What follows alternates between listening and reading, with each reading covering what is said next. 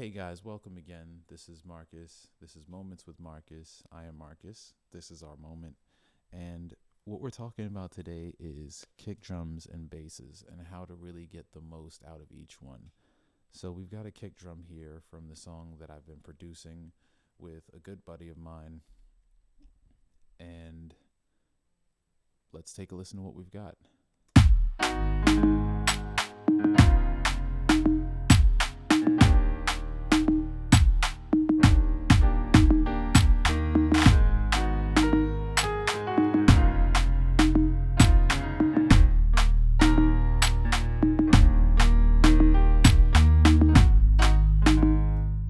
Okay. So when choosing the kick drum, I guess my first thought was, what kind of space do I want to fill up? What do I want it to feel like? Do I want it to be a kick drum that's punchy, or do I want it to thump more? Is it a very 808 friendly kick? Is it one that I'm going to have to EQ out of the way of the bass?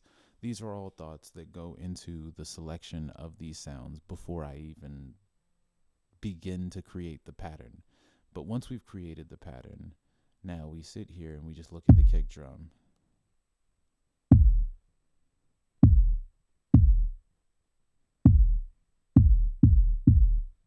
So now what you'll see is my sub frequencies here.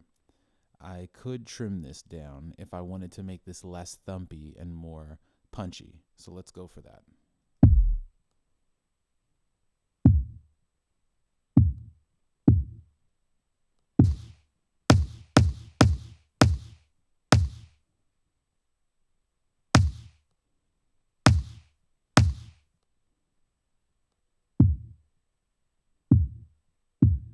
Hang on.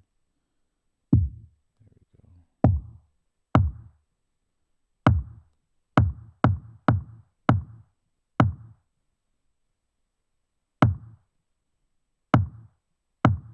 Now, notice now it doesn't thump as hard as it did, but now it knocks really hard. It's almost like a cross stick or a really bass heavy snare. The reason I wouldn't have done that for this song in particular is because what I like to do is I like to EQ my kick drum so that my bass can work hand in hand with my kick drum and my bass together. So we have this, and let's say now we wanted to bring these closer together.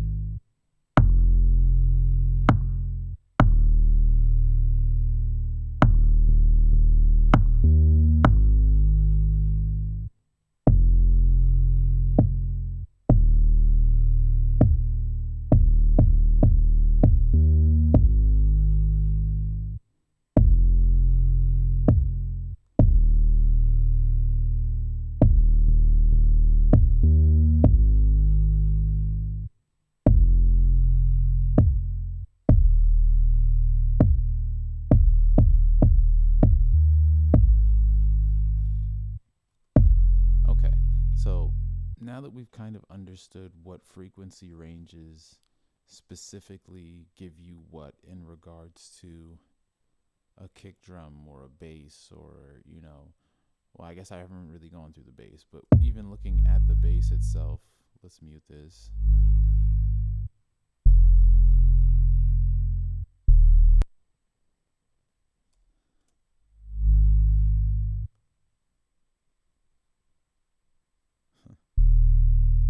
So with the kick drum,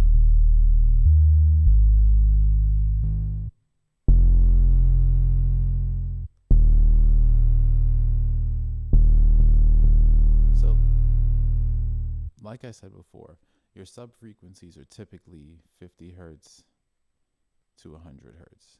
Usually within that, you're going to get most of your sweet spots. Upwards to 200 if you're talking about a bass line that's really expressive and dynamic. Your kick drums will normally start being punchy around 75 to 200, and their knock ranges will be between 500 and 2K. I mean, it's one of those things that once you understand that that's typically how it's going to be formatted, it makes selecting a sound or even trimming a sound to fit what you're looking to make it do. It makes it way easier. And I think maybe we can do this. Nah, never mind. I was gonna have you guys send in mixes. I don't feel like doing that. So hopefully this gave you some insight as to how to blend your kick drums and basses to make them make sense. Don't forget that there's also other elements. I mean, we just talked about EQ and compression, but keep in mind you can have a kick drum